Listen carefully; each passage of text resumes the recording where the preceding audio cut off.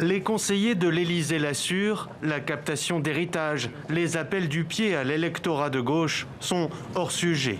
Ce vendredi, Emmanuel Macron a déposé une gerbe sur le tombeau de l'ancien président, au milieu de vétérans du Parti socialiste, dont son prédécesseur François Hollande, qui la veille ne lui trouvait de commun avec François Mitterrand que d'être président.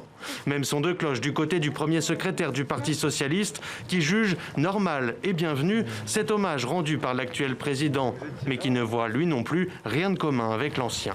François Mitterrand est celui qui a créé l'impôt sur la fortune, Emmanuel Macron est celui qui l'a abrogé. François Mitterrand est celui qui a abrogé la loi sécurité et liberté, Emmanuel Macron est celui qui veut nous imposer une loi sécurité globale.